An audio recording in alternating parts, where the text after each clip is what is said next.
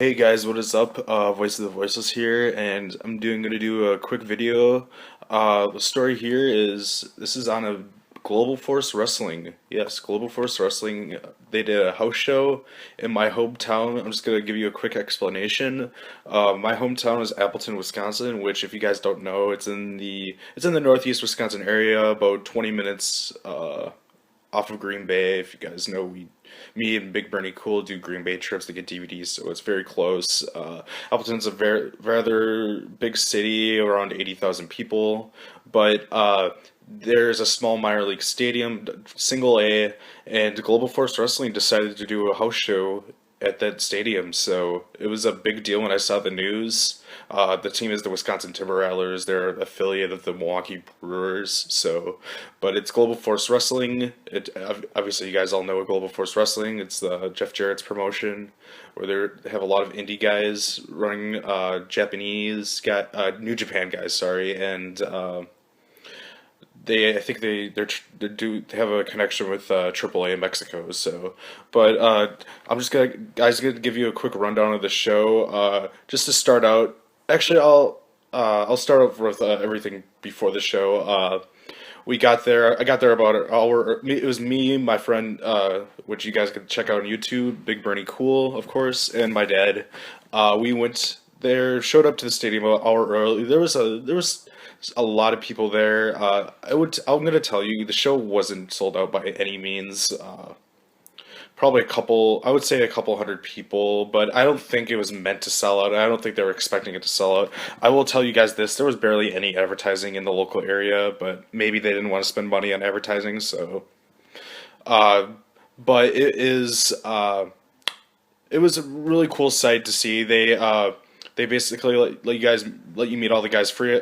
Basically, had a lot of, besides every. I don't know if you guys would consider ROH an indie show, but basically at every indie show you guys may know, you guys could just, a lot of the wrestlers will be selling their merch, and it was the same here. There was one exception. We got to meet Hacksaw Jim Duggan for free. We took photos with him, which I won't have that. I don't have the photo on me because my dad took it, but I do have a photo with Doc Gallows, who we met him. He was selling his merch at his own table. Tommaso Ciampa had his own table, and the Bullet Club, which was Doc Gallows and Machine Gun Carl Anderson, they had their own table. They were selling their merch. Basically, I went to the Bullet Club table. They were like, "Oh, we could get I basically I bought a photo, which, dang it, I don't have the photo. It's a photo of the Bullet Club. It was just your basic 8x10. I got it for $20, but there was a catch. Uh, they signed it. Him and Gallows was the guy who sold it to me, but him and Gallows both signed it. And there was you could take a photo, and they let me put on my shoulder the IWGP Tag Team Championship belt, which I'll probably have the photo before the video, so you guys could check it out. I thought Anderson was also gonna be in the photo, but it was just Gallows, which is totally fine. It's a good photo. So in my opinion, it was cool holding the IWGP Tag Team Championship belt. So really cool photo. I'll always cherish it as my Facebook profile, actually. So cool stuff. Again, we went to Colt's table. Tommaso Ciampa had a table set up, so it was just sort of cool seeing all the guys there.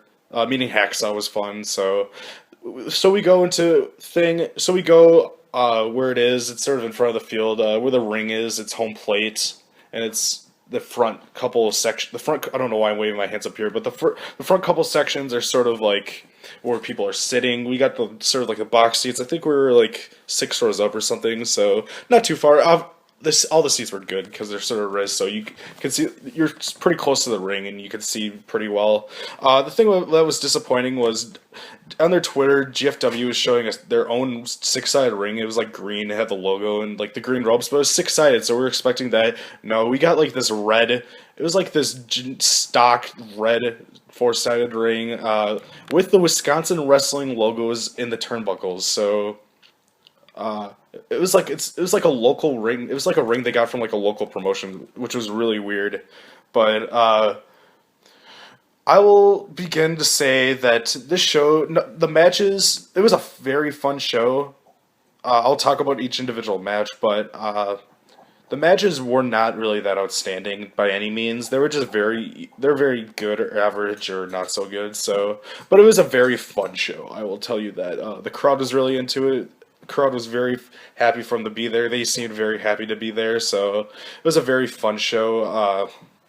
The opening match was Davari, which you guys know from WWE. He faced Colt Cabana. This is a very fun opening match. Colt Cabana is a very great comedic wrestler, so there was a lot of comedy. Davari was trying to like prey on his rug, but like Cabana was like imitating him, and he stole the rug, and it was just very fun stuff.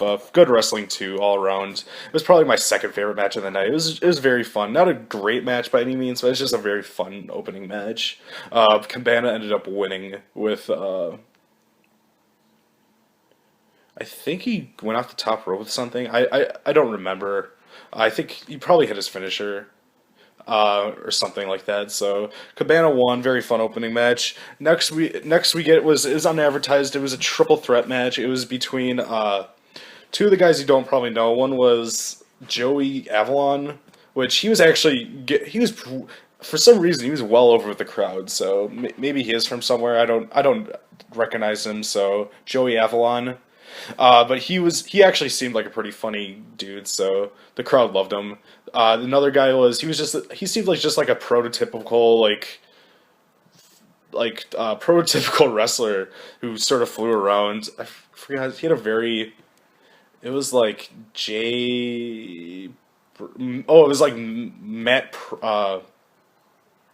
Price or something like that. It was something really weird. He didn't really stand out, but he did some stuff that the crowd really liked. And then sort of a guy everyone recognizes. He was in TNA for a while. It was Jay Bradley. If you guys remember, he was like a gut check guy in TNA. He had a couple matches on Impact a couple years ago. He was in the Bound for Glory series. So he was the big heel, but it was a fun triple threat match. Nothing too outstanding. Some high flying stuff, some good double team stuff. One thing I don't like about triple threat matches is usually one guy gets booted out of the ring and then the two guys will wrestle. It'll just sort of alternate. They didn't really do that in this match, which was really good. It was all three of them sort of remained in the ring, and there was a lot of double teaming, which it was a really fun match. Joey Avalon ended up winning actually, and I think he hit a. He had like a recognizable move. I'm forgetting how most of these matches finished. But the big thing that happened was Eric Young, yes, Eric Young from TNA, came from out of the crowd and attacked Avalon, took over the ring, and said, "Come out, Jarrett. I am a big TV star. Come out, you stole my belt," which he was referencing to the King of the Mountain belt that TNA built up. So Jarrett came out with his belt, no guitar, which I was surprised because I was expecting that damn guitar, and there was no guitar. And he basically they were teasing a fight, and then Jarrett came in the ring. Young stepped aside, went outside the ring, while Jarrett came in the ring and said some stuff about how it's Global Force's belt, and if TNA is going to do this, you came here to fight, you're going to fight. And Young didn't want to fight, so. It seemed like he was going to walk away, but he jumped Jarrett from behind and stole the King of the Mountain belt, and he ran away while Jarrett just sort of stood there and watched him run. So I didn't really get why that happened or why Jarrett didn't attack him back, didn't go after him or anything, so which he could have. So it was just very weird. Obviously, they're building up the whole TNA Global Force angle, so I don't watch TNA anymore, so I don't know how that's gonna build up. I don't even know how it's gonna go over since TNA does these weird tapings where it's like 6 months of tapings at once. So I don't really know. If Global Force is easy television to watch, then I'll definitely watch the Global Force end of it. So, interesting stuff. Then next was a women's match. I forgot the two ladies who were in there. I think one used to be in TNA. It was a decent match. I took a piss during it, so whatever. So then it was intermission, and then, yeah, I believe it was intermission after that. Oh, no, no, there was a match before that. It was Sanjay Dutt, which everyone knows is from TNA, and he faced PJ Black, aka Justin Gabriel from WWE. I would actually say this is the best match. I don't want to. I don't even know. Uh, it was a base. It was just they were sort of flying around, but they were sort of technical wrestling stuff. So the match didn't really pop out. Gabriel won with a springboard backflip off like the middle of the ropes. So nothing too much. It was a fun match though. So good way to go out of intermission. So we go into intermission, and I'm trying to remember the matches after because a couple of them were the advertised. Uh, I completely forgot one of the advertised matches. Sorry. It must have not have been too good if I can't remember it. But then after that was probably the probably if you saw it on paper, it was probably like the match you're expecting the most out of. It was Magnus. Everyone knows Magnus from TNA. He faced Tommaso Ciampa, which the one thing that surprised me, Ciampa is from Milwaukee, and they even like said Milwaukee, Wisconsin, which everyone popped for, and he was the heel, which made no sense. Like he stalled, he was doing dirty tactics. He was totally healing it up, which I just did not get at all. Like why would especially like Magnus, he was sort of healing it in TNA, I guess. So like I don't get why Ciampa wasn't the face in this match. It would have just made perfect sense. And people were cheering for Ciampa anyway, so but he was just doing heel things and he was trying to like to heal it up to the crowd and the crowd didn't really care as much. And there were some people cheering for Magnus, but it was just sort of like, eh. And I was expecting a lot from this match, and nothing really happened. Like it was just your average little match. A couple spots, but most of the match was actually pretty boring. The thing that popped out was at the end. They were both at the top rope. Oh, they hit a superplex, which was fun, but both were on the top rope, and Magnus went for a sunset flip on into a power bomb on Ciampa, but he slipped out of Ciampa's grips, or like yeah, he slipped out of grip from Ciampa, and he just fell to the ground. It was the biggest botch ever, and the crowd just destroyed him with the "you fucked up" chants and botchamania and stuff. So, but immediately after, Ciampa gets off the top, and then Magnus hits his finisher and wins. So it's just like, eh. People cheer for Magnus, but I don't know. Ciampa should not have been the heel in that match. But people still cheer for Ciampa after the match anyway. But he like Magnus tried to give him a handshake and just Ciampa just walked away. So I don't know why he was healing it up.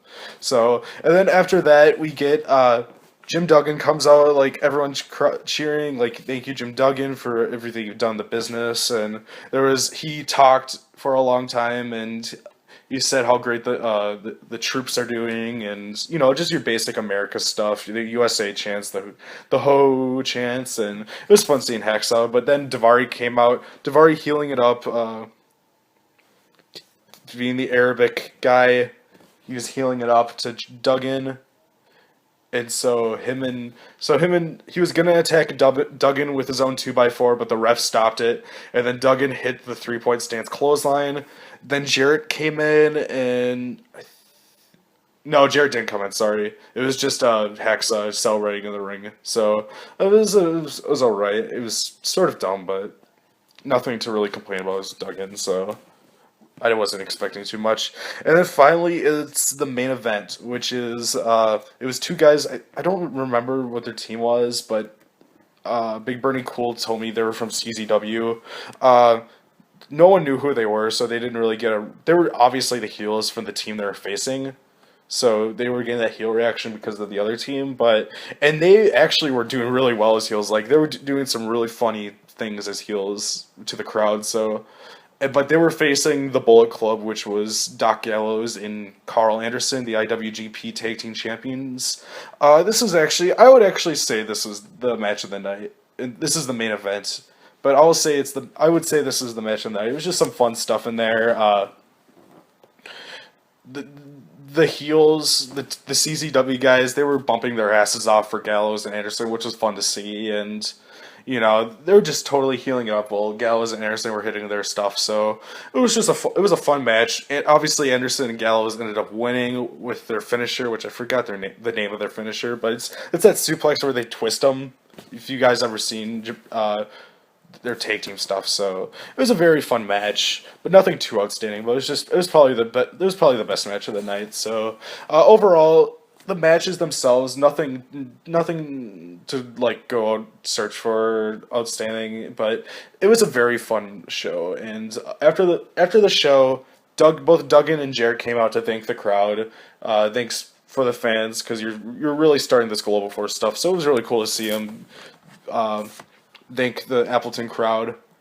They've had this thing where you could take photos with Duggan and Jarrett inside the ring for $20, but I didn't do that because I already got a picture with Duggan and I didn't really want to go in that ring anyway because it was just your generic ring. So anyway, overall it was a really fun show. It was cool seeing the Bullet Club, which I was representing, of course. And it was cool seeing Colt Cabana. Carl Anderson never works America, so it was really cool seeing Carl Anderson, Bullet Club. And it was cool to see Ciampa. So overall, fun thing. It was a fun show to go to. It was cool. It was in my hometown. It's cool seeing you with Big Bernie Cool. He has awesome stories that he'll probably tell you of how he got worked by Cabana and the Bullet Club. So he'll have to tell you because he'll only tell it the greatest ways. So go check out his video he'll make on this. He actually has sort of like a day in a life thing. I didn't really want to do that, so because my phone's terrible. So overall, fun show. Definitely check out Global Force if it comes near you. Go to their show. Please support these guys. I think they want to do good things for the wrestling business. So, if they can get on TV, I can't wait to see their TV stuff. It'll be. I've always looked for alternatives to WWE, so I'll probably make a video about that of what I'm doing for alternatives. So stay tuned for that and support Global Force. Just it's a very fun stuff. If you don't know anything about them, check them out on Twitter. Definitely get behind this because I think they're doing good for the world, even though they're associating themselves with TNA. So thank you guys for checking my video. If you haven't already subscribed. Once again, Global Force, thanks again, guys. See you later.